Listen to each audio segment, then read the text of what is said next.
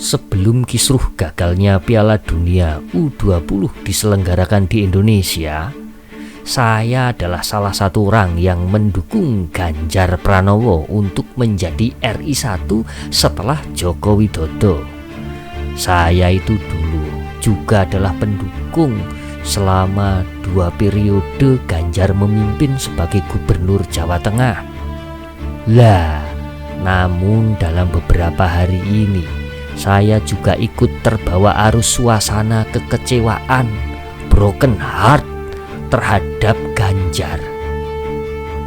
Namun saya masih bisa menahan diri untuk diam, silent, dan menunggu klarifikasi serta mencoba memetakan apa yang sebenarnya terjadi. Nah, ini yang ditunggu, klarifikasi dan statement Ganjar Pranowo. Lah, kebetulan ada undangan dari Mbak Najwa Shihab. Najwa Shihab tak bisa dipandang sebelah mata. Apapun update tentang dirinya selalu menjadi pembicaraan di media sosial ataupun di masyarakat. Belum lagi acara yang selalu dinanti, kejutan demi kejutan disajikan oleh mata Najwa. Seperti diketahui, Najwa Shihab ini dikenal sebagai seorang jurnalis wanita yang tangguh, yang tak takut mengungkapkan berbagai kasus yang terjadi di Indonesia. Bahkan Najwa juga dikenal sebagai sosok yang kritis dan sering memberikan pertanyaan menyudutkan untuk para tamu-tamunya, apalagi kaum politisi yang membutuhkan elektabilitas.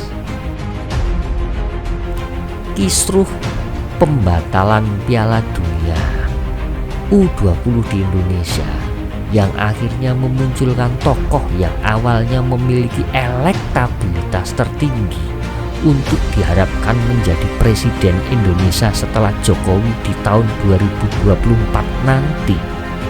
Atas statementnya yang dianggap menciderai pecinta bola di Indonesia yang berujung pada gagalnya digelar Piala Dunia U20 ini, Ganjar Pranowo, tokoh yang sampai saat ini di media sosialnya masih dibully dengan komentar para netizen yang kecewa dan menuding Ganjar lah penyebab batalnya gelaran event yang ditunggu-tunggu sejak 2 tahun terakhir ini. Sebuah keberanian besar bagi Ganjar Pranowo untuk menghadapi tatapan mata Najwa Shihab dengan pastinya cecaran-cecaran pertanyaan yang bisa jadi menempatkan Ganjar pada tepian jurang. Ini barangkali salah satu dari upaya pembuktian Ganjar sebagai seorang figur politisi yang bertanggung jawab dan memiliki ideologi kuat, meskipun harus menghadapi resiko yang tentu saja bisa menghancurkan upaya yang selama ini dibangun dalam mencitrakan dirinya sebagai tokoh yang berpihak pada masyarakat. Kita simak keberanian Ganjar dan jawaban yang bisa kita gunakan sebagai tolak ukur layak dan tidaknya Ganjar menjadi terus sebagai seorang pemimpin. Apakah ada unsur rasa sedikit tanggung jawab atau banyak rasa tanggung jawab karena publik menilai ini karena statement yang Mas Ganjar keluarkan? Kalau saya bisa membuat statement dan menggagalkan pekerjaan sebesar ini, memangnya otoritasnya ada di mana? Saya kira kalau keputusan itu ada di FIFA dan kemudian mereka komunikasinya dengan PSSI, tentulah mereka sudah akan menyiapkan segala sesuatunya. Maka di dalam pernyataan saya itu sebagai kader partai, ya, saya menyampaikan cerita bagaimana kesejarahannya, bagaimana kemudian potensi-potensi yang kemungkinan bisa merugikan kita itu. Maka kami dorong agar U20 bisa berjalan, bisa terselenggara, ya, tanpa Israel. Lalu bagaimana? Silahkan pemerintah membuat terobosan-terobosan bernegosiasi, kayak lobby, kayak begitu ya, agar kemudian tetap bisa terselenggara. Jadi kami juga ingin terselenggara gitu. Jadi tujuannya tidak pernah untuk membuat tidak jadi tuan rumah Indonesia? No, tidak. Jadi kami ingin ini sukses, tapi saya punya tanggung jawab moral, konstitusional, kepartean bahwa ada misi yang mesti kita bawa terkait dengan relasi kita dengan Israel. Hanya itu aja. Saya ingin mengutip pernyataan Anda, Mas Ganjar. Saya berharap agar diupayakan langkah-langkah terobosan bersama tanpa kehadiran Israel. Ya. Terobosan seperti apa yang Mas Ganjar harapkan? Ada banyak yang kita pikirkan pada saat itu. Umpama, co-host. Kalau kita co-host dengan negara yang lain, tetangga kita umpama, itu juga bisa kita lakukan kok. Memang butuh well prepare. Ini yang mesti disiapkan. Ada juga upaya-upaya dari Kemlu waktu itu, kalau tidak salah. Pernah diupayakan bagaimana agar ini bisa berjalan. Umpama, kemudian tanpa lagu kebangsaan, tanpa bendera, macam-macam. Meskipun belum tentu kita bisa sepakat soal itu. Tapi upaya ini yang kemudian kita mintakan untuk dilakukan terobosan. Atau cara lain yang kita tidak tahu apapun yang bisa dilakukan. Pasti pemerintah punya pada soal itu, karena saya lihat Bu Menlu, Menteri Menpora Tintrin, terus kemudian Ketua PSSI, mereka kan punya punya effort dan sudah diperintah oleh Pak Presiden untuk melakukan upaya itu juga. Dan kalau tidak salah, cerita soal ketidaksetujuan dan sebagainya itu saya baca di media sekitar tanggal 11 Maret kalau tidak salah, itu akan diambil oleh Kemlu. Berarti sudah ada dong upaya-upaya itu dan indikasi-indikasi itu. Tapi realistis, apa output yang ketika itu Mas Ganjar bayangkan memang akan bisa didapatkan begitu ketika statement itu dikeluarkan, ketika berbagai penolakan itu juga muncul? Output untuk ya. Jadi memang apakah berharap FIFA dengan sendirinya akan menerima lobby-lobby yang dilakukan Indonesia dengan permintaan yang sebagian pihak menilai itu permintaan yang rasanya, apalagi kalau kemudian kita menilai FIFA standar ganda, rasanya sulit tuh lobby-lobby itu dilakukan, apalagi pada saat injury time. Iya. Jadi realistis apa yang diharapkan sebetulnya? Saya percaya, karena waktu itu saya tahu Ketua PSSI yang juga Menteri BUMN, Pak Erik ini kan dekat sekali. Jadi bisalah argumentasi itu disampaikan. Betul-betul disampaikan. Kan semuanya tidak tahu, Mbak. Pada saat kita bidding pada awal 2019, saya kira ya awalnya di 2019 waktu itu, kan kita tidak pernah berpikir akan masuknya Israel sebagai salah satu peserta yang lolos prakualifikasi kan. Itu aja sebenarnya. Dan informasi itulah yang kemudian publik tidak mendapatkan lebih banyak lagi. Informasi soal Israel menjadi peserta itu 9 bulan yang lalu. Tetapi berbagai penolakan dan upaya-upaya lobby itu tampaknya baru dilakukan setelah penolakan itu disampaikan oleh kader PDI Perjuangan Iwayan Koster dan juga Ganjar Pranowo. Pada saat injury time, Mas. Ya, sebenarnya pada saat awal penolakan tidak dari itu aja dong. Ada banyak sekali yang melakukan penolakan. Ya. Nah, partai kami kan punya sikap. Pasti partai kami sudah bernegosiasi. Sudah bernegosiasi dengan pemerintah, dengan PSSI. Sudah pasti itu. Dan saya kira ada beberapa media yang sudah mengcover cerita itu. Anda tahu juga persis, Mas, bahwa sebetulnya penolakan itu sudah disampaikan jauh-jauh hari sebelum itu muncul dalam bentuk surat resmi oleh Gubernur Bali dan juga oleh statement Anda, Mas Ganjar? Sebagai anggota partai, tahu dong. Maka saya tidak ikut-ikut. Tapi ketika kemudian rasanya tidak ada progres, maka namanya sebagai boundingnya partai, kader partai kemudian semua bersuara. Jadi ya, ini perintah partai? Kami sepakat, kami punya pemikiran yang sama dan kami harus berstatement bersama. Menyesal mengeluarkan statement itu, Mas? Tidak, saya tidak pernah menyesal. Karena sebuah sikap keputusan yang harus kita ambil. Boleh saya minta penjelasan apa alasan utama Ganjar Pranowo? Ya. Saya tahu Mas Ganjar bilang karena ini pemikiran Bung Karno, karena ini ideologi. Tapi saya ingin dengar langsung dari mulut Ganjar Pranowo. Kenapa menolak Israel menjadi peserta dan bertanding di Indonesia? Ya, saya sampai ngumpulin catatan Mbak ini. Saya bawa itu ya. Kan kita punya komitmen ya. Komitmen untuk ikut dalam perdamaian dunia. Khususnya mendukung Palestina. Kita ikut. Itu yang pertama. Dan itu menjadi kontrak sosial kita. Penjajahan di atas dunia harus dihapuskan. Tidak sesuai dengan peri kemanusiaan dan keadilan. Dan tentu saja ada juga politik luar negeri kita yang bebas, aktif, ya, aktif turut serta dalam perdamaian dunia, dan itu dilakukan. Dan sejak zaman Bung Karno sampai dengan Pak Jokowi kita konsisten kan? Kita konsisten loh Mbak, membela Palestina itu. Nggak pernah nggak. Itu konstitusional, ideologis buat PDI Perjuangan. Yang kedua, empirisnya muncul. Ya, yang paling baru apa ya? Setelah statement saya keluar kemarin, sepak bolanya di Palestina aja ditembak gas air mata oleh Israel. Itu fakta yang terjadi.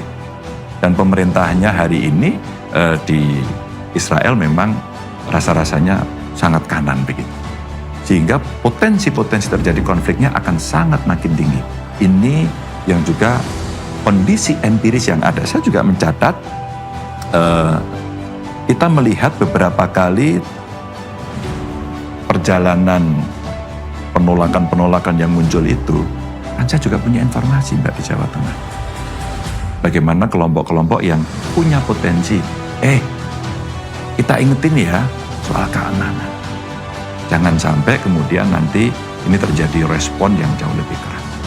Mana pertimbangan yang lebih penting? Maka kita mengingatkan itu agar kita bisa mengendalikan, mengantisipasi dan sebagainya. Tapi kita ingetin, bukan tidak ada, itu ada. Dan tentu saja yang terakhir, nah ini Mbak, ini mesti saya bacakan ya karena peraturan kan. Permenlu nomor 3 2019. Dan itu tentang apa? Ini adalah panduan hubungan luar negeri oleh pemerintah daerah. Kan saya pemerintah daerah Mbak. Saya pemerintah daerah. Yang di bab 10 bagian hal khusus itu. Aturannya jelas.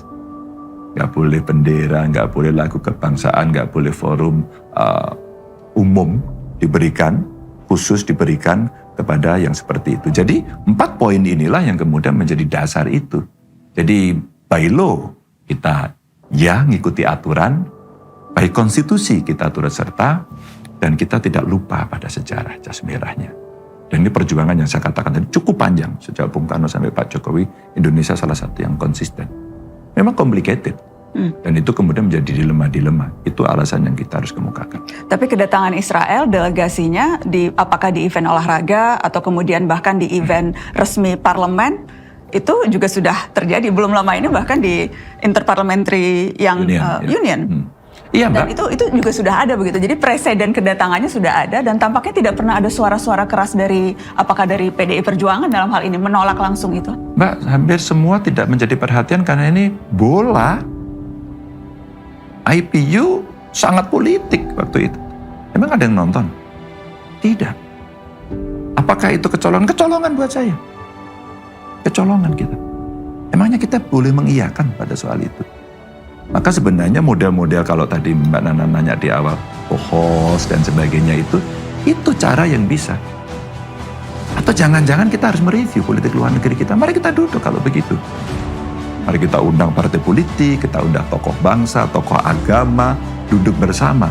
Agar kemudian menjadi konsensus dari bangsa untuk menyikapi itu.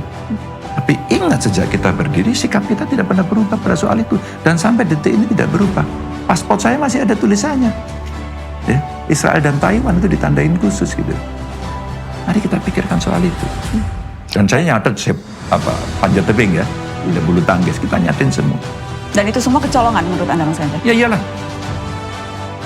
Iya. Dan sikap ini akan konsisten karena kita tahu misalnya dalam waktu dekat juga akan ada event olahraga yang akan mengundang atau Israel juga akan berpartisipasi.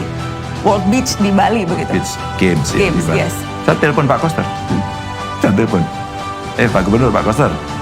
Habis ini ada World Beach Games ya. Oh iya, bulan Agustus kalau tidak salah. Saya ikut loh. Tolong diomongkan sekarang. Agar kemudian kita punya cara-cara yang bisa dilakukan dengan lebih baik. Tidak mengundang respon-respon yang nanti akan merugikan kepentingan nasional kita. Nanti ribut, nanti rame. Bagian yang bisa kita dapat.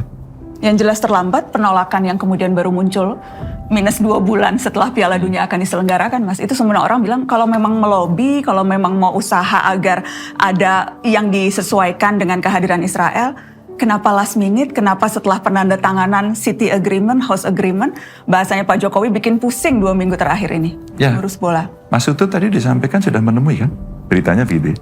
Dan itu jauh sebelum saya tuh. Mas itu sudah menemui. Artinya apa? Ada upaya-upaya yang tidak tercover oleh media sebagai salah satu usaha kita untuk mencoba memperbaiki situasi dan memitigasi dan memberikan tugas.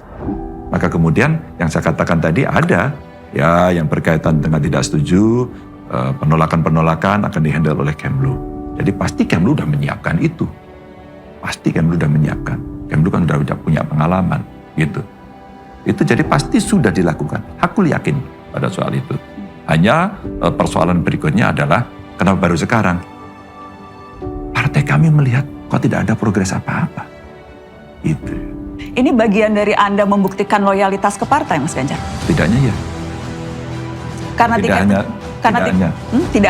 tidak hanya loyalitas pada partai, ya, tapi juga sikap kita yang sangat jelas secara konstitusional. Bahkan regulasi pun seperti peraturan menteri juga sangat jelas. Ini aturan loh ini. Kalau enggak saya melanggar loh Mbak. Melanggar saya kalau enggak. Bagian dari Ganjar Pranowo membuktikan loyalitas ke partai, apakah karena tiket pencalonan belum keluar dari partai Anda, Mas, untuk Anda maju jadi capres? Hari ini saya kader partai dan hari ini saya gubernur dan saya hari ini tidak ada urusan dengan yang lain-lain. Dan kami tahu urusan-urusan yang seperti itu adalah urusannya Bu Mega. Selesai. Saya anggota partai yang taat. Pembatalan ini sesuatu yang besar tidak menurut Anda, Mas Ganjar? Besarlah untuk eventnya. Untuk event ini besar. Karena dipersiapkan kita ikut bidding gitu. Ini besar. Karena ada dampak macam-macam yang kemarin dibicarakan di banyak tempat. Gitu. Misalnya yang pasti yang tadi Mas Ganjar sudah sebutkan, dan kemudian Mas Ganjar mengungkapkan permintaan maaf, timnas kita yang sudah persiapan tidak bisa berlaga. Kemudian biaya yang sudah dikeluarkan apakah lewat APBN ataupun lewat APBD. Kemudian juga hitung-hitungan potensi pendapatan yang diperkirakan mencapai triliunan. UMKM yang udah bikin merchandise. Kemudian ada orang juga menghitung itu nanti yang jualan minuman sama jualan gorengan di stadion. Jadi dihitung-hitung tuh sampai triliunan, Mas. Semuanya sepadan menurut Anda, Mas Ganjar? Apakah ini mau hanya sekedar cari uang? Apakah kita tidak menghitung yang lain? Dan perhitungan saya yang lain macam-macam tadi itu yang saya sampaikan ada 4 poin tadi. Ada pelanggaran Permenlu untuk saya yang di daerah, untuk kami kepala daerah. Mau diabaikan itu? Hanya sekedar demi cuan? Tidaklah. Bagaimana relasi dan konsistensi kita dalam pembelaan kemerdekaan bangsa dari penindasan dari kolonialisme? Apakah pertimbangan kita hanya itu? Maka saya katakan ya dalam konteks itu. Maka banyak sudut pandang yang bisa kita pakai untuk menilai sebuah keputusan ini. Jadi merasa justified, sebanding. Berbagai dampak, konsekuensi, potensi kerugian, kegaduhan, serangan-serangan personal, keluarga, itu semua sebanding dengan apa yang sudah, keputusan dan sikap yang sudah ditunjukkan Mas Ganjar? Pak, gelombangnya berjalan. Gelombangnya berjalan. Kami punya analis sendiri. Jika berhenti seperti apa, jika terus seperti apa. Apakah tidak diperhitungkan jika terus nanti apa yang akan terjadi dengan kelompok penolak yang lain? Kira-kira kami akan demo berjilid-jilid nggak kalau dari PDI Perjuangan? Pasti tidak. Jalur kami adalah jalur yang bisa kami komunikasikan dengan pemerintah. Pertimbangannya tidak hanya sekedar ekonomi itu saja. Bahwa itu mengalami kerugian, sudah pasti. Tapi ada kemudian agenda yang lebih besar lagi yang harus kami protect. Jadi, ya orang menilai yang dari kacamata ekonomi dilemparlah soal cerita itu, terus kemudian menghitung kalkulasinya. Tapi sisi lain kami punya pertimbangan yang lebih. Terbayang jika tiba-tiba kita disangsinya yang paling berat begitu, dan rasanya pasti Ganjar Pranowo lagi yang akan jadi sasaran tembak kalau Indonesia dapat sanksi kita. Tidak apa-apa, tapi saya akan sampaikan di awal, siapa sih yang memutuskan ini? Kalau saya yang mengusulkan ke Mbak Nana pakai baju merah ya, Anda nggak mau. Karena keputusannya di Anda pakai bajunya pink. Nggak mau sih Mbak ini. Ini keputusan saya nggak bisa menekan. Maka kami menyampaikan masukan, kami menyampaikan catatan, kami menyampaikan dasar-dasar argumentasi konstitusional, sejarah, terus kemudian kita bicarakan bagaimana spirit do kontrak sosial yang ada di dalam konstitusi kita, sampai regulasi turunannya, sampai analisis yang lebih lengkap, sosial, politik, keamanan, dan sebagainya. Silakan diputuskan. Mas Ganjar sempat berkomunikasi dengan Pak Jokowi sebelum rame-rame ini, ketika sebelum mengeluarkan statement, pernah tidak? Secara langsung tidak, tapi saya menyampaikan izin melalui beberapa pintu yang bisa masuk ke Pak Jokowi. Ada beberapa menteri saya sampaikan. Saya mau menyampaikan statement ini. Karena itu etik buat saya. Jadi Pak Jokowi sudah tahu Ganjar Pranowo akan menolak? Akan mengeluarkan statement. Ya kalau kemudian statementnya ternyata itu. Apa tanggapan Pak Jokowi? Saya belum ketemu lagi untuk bisa ngobrol.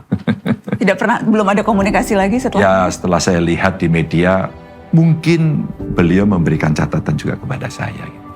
Pasti ya beliau adalah rasa kok tidak sama dan sebagainya. Tidak bisa dipungkiri. Sebagai seorang pemimpin, sebagai manusia biasa juga yang menyiapkan dari awal. Karena dari awal Mbak ketika ini semuanya mau diusung, nggak ada yang nggak setuju loh. Kita juga setuju, kita juga bangga. Hanya faktor satu itu saja, Israel ikut atau tidak. Kalau ini Israel nggak ikut, kan udah jadi pesta pora ini Mbak. Nggak ada juga orang yang nolak-nolak kan.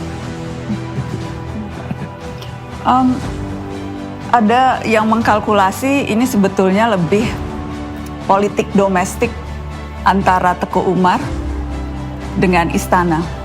Ini lebih tarik-tarikan kuat-kuatan posisi istana dan Teguh Umar. Prediksi atau analisa itu menurut Mas Ganjar bagaimana? Saya tidak melihat itu ya. Kalau partai yang saya tangkap pasti posisinya posisi ideologis konstitusional. Gak lebih dari itu. Karena kalau tarik-tarikan yang dalam arti political interplay, Pak Jokowi ketemu Bu Mega berkali-kali kok. Berkali-kali. Bahkan saya lihat fotonya terakhir yang bertemu di istana. Sebelumnya berbicara tanaman, makan bersama, kan berkali-kali. Saya kira beliau berdua sangat bisa berkomunikasi bagus. Sangat bisa. Jadi, enggak harus. Atau upaya untuk meraih suara kelompok Islam? Agak kejauhan kalau kita mau menuju ke sana. Hanya untuk ini. Buat saya ada cara yang lebih baik untuk membicarakan kalau kita mau merebut kelompok Islam. Karena sebenarnya kita juga dekat kok dengan kelompok mereka. Begitu saja. Jadi terlalu berlebihan kalau kita ngambil pada situasi ini. Ini lebih pada sikap ideologis konstitusional tadi. Tangis-tangisan kemarin mereka, Mas? Iya, kalau kita bicara soal anak-anak ini Mbak, memang saya nggak menangis Mbak. Sekali lagi, seandainya kita bisa melakukan sebuah tindakan terobosan dan kemudian Israel tidak ikut dengan berbagai cara, saya akan menjadi penonton, saya akan menjadi supporter. Dan beberapa anak ini kena. Dan beberapa di antaranya mau ketemu saya. Dan beberapa di antaranya menyampaikan pesan. Sampaikan maafnya, sama-sama kita saling memaafkan. Tapi dia pengen ketemu. Saya terharu, saya lupa namanya. Mas Ganjar tahu nggak? Anak itu dan orang tuanya idola banget sama Mas Ganjar. Aku minta nomor teleponnya. Aku pengen ketemu. Secara pribadi kalau harus minta maaf, aku mau minta maaf sama dia dan keluarganya. Aku mau peluk dia. Biar mereka kemudian bangkit lagi sebagai anak bangsa yang berprestasi. Meminta maaf karena apa, Mas Ganjar? Karena dia nggak bisa tampil dan pengen tampil orang tuanya dan sebagainya. Yang lebih pada suasana emosional. Atas pertanyaan yang Mbak Nana pilih. Meminta maaf karena mimpi mereka tidak bisa diwujudkan. Untuk Piala U20 yang hari ini tidak bisa terselenggara. Tapi apakah sebagai orang tua kita akan menghentikan mereka semua menjadi kiamat pada detik ini? Saya tidak. Tapi kalau meminta maaf berarti iya, Mas Ganjar lah yang menghancurkan mimpi mereka untuk main U20. Saya tidak pernah menghancurkan mimpi mereka. Saya tidak pernah menghancurkan. Bahkan punya pikiran secuil pun tidak. Tapi mereka mengekspresikan ini dan itu disampaikan ke saya. Maka Ganjar, siapa Ganjar? Maka Wayan Koster, siapa Wayan Koster ini bisa menentukan? Maka ada skenario lain. Bagaimana dengan para penolak yang lain? Apakah mereka kontributor? Atau hanya karena saya? Kalau karena saya, boleh nggak saya kemudian tentukan saja hari ini lagi? Hidupkan lagi tanpa Israel. Selesai kamu bertanding. Gitu, Mbak. Ada juga komentar-komentar yang tadi Mas Ganjar sebutkan mengaitkannya dengan pencapresan 2024, Mas. kalimatnya, saya tidak akan milih. Ada yang bilang, saya mendukung Ganjar jadi presiden Palestina. Dan ungkapan-ungkapan serupa. Sinikal, nyinyirisme, kemudian marah, jadi satu. Saya kira termasuk yang saya membacakan ini. Semua jadi satu. Saya terima. Sebagai sebuah ekspresi yang saya katakan tadi. Soal dukung-mendukung belum. Buat kami yang saya sampaikan tadi. PDI Perjuangan, putusan sudah akan ditentukan oleh Ketua Umum Bu Mega. Jadi saya juga nggak berani GR-GRan pada urusan seperti itu, Bapak. Jadi ekspresi mereka sangat persilakan. Jadi hitung-hitungan elektoral, elektabilitas, kekhawatiran dukungan turun, kekhawatiran tidak lagi menjadi populer, itu semua tidak pernah terbersit di benak Mas Ganjar? Kami sangat kalkulatif, kami sangat melakukan mitigasi pada soal itu, dan kami tahu risiko itu ada, dan kami ambil. Mengambil resiko itu. Pertanyaan terakhir kalau begitu, Mas. Melihat yang terjadi sekarang, keriuhan, serangan, kemudian konsekuensi-konsekuensi yang lain, Mas Ganjar masih percaya sepenuh hati bahwa sikap politik yang Mas Anjar Gambil itu tepat? Saya tidak pernah ragu akan keputusan yang saya ambil. Untuk kekecewaan atas gagalnya Piala Dunia digelar di Indonesia, sampai hari ini masih ada rasa itu. Meskipun sudah berangsur-angsur mulai luntur dan bisa move on, namun untuk memilih Ganjar Pranowo apabila dicalonkan sebagai presiden di 2024, saya masih yes. Selama belum ada calon lain yang dimunculkan yang menurut saya lebih baik dibandingkan Ganjar.